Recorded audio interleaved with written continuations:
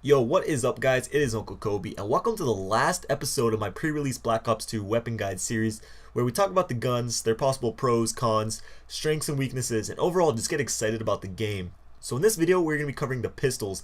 Now in Black Ops 2, remember, you have the option to not equip a pistol or even a secondary in general, and we haven't seen much pistol gameplay at all really, and I would not be surprised if a lot of people just end up skipping out on it and have an extra attachment on their primary or use a wild card and stuff like that.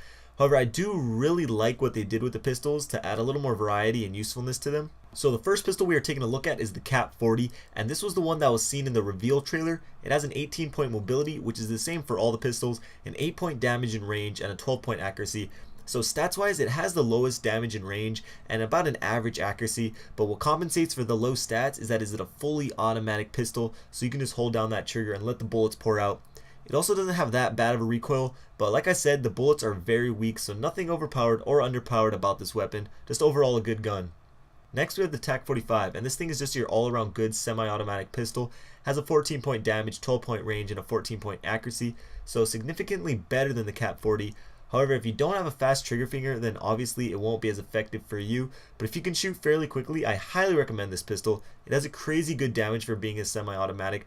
However, the damage does drop off significantly once you hit medium range, and then at long range it is pretty much useless, but again at close range I highly recommend it. Up next we got the B23R, which is a burst fire pistol, 3-round burst to be exact, and first thing that I noticed is just the look of the gun. The thing looks pretty damn cool, really futuristic. For its stats, it has a 10-point damage, 9-point range, and a 12 accuracy, so a slight drop off statistically due to it being a burst fire, but still slightly better than the KAP 40. It's going to have some recoil, unlike the Rafka from MW2. However, the recoil will most likely be straight up and down, so pretty easy to control, and it's going to be most effective from medium ranges. Judging by its damage stat, I don't think you're going to be one bursting anyone, so that is a really good thing. Personally, I'm not into the burst pistols, but if you are, this gun looks pretty good. So next we have the Executioner, and this thing is one of a kind. First time I've seen anything like it in any Call of Duty game. It looks just like any old revolver, but this bad boy actually fires 28 gauge shotgun shells, and its stats reflect it. It has a 16-point damage, which is just as strong as any shotgun, but it does have a measly 2-point range, which I think is good because if you're going to be loading shotgun shells into a pistol, you better have to be right up next to me to kill me. And finishing up, it has an 8-point accuracy, so obviously the gun will be more effective in close quarters maps and will be extremely useful when finishing off hurt enemies, which is why it's named the Executioner. Last on our list we have the 5.7. Yes, it is returning to Black Ops 2. I think we call this a fan favorite for MW3. I see a lot of people using it, but for its stats we got a 12-point damage, 10-point range, and a 15-point accuracy, so pretty much it's just a downgraded TAC 45, but it does have a bigger magazine size. So that might entice players to use it, but I think most people will go with one of the other choices, if they do decide to use a pistol.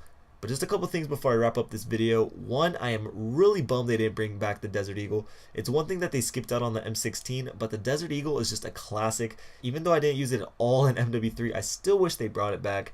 And lastly, I'm not sure if you remember the multiplayer reveal trailer. It has a clip with a guy using some kind of revolver, and that thing was called the Raging Judge.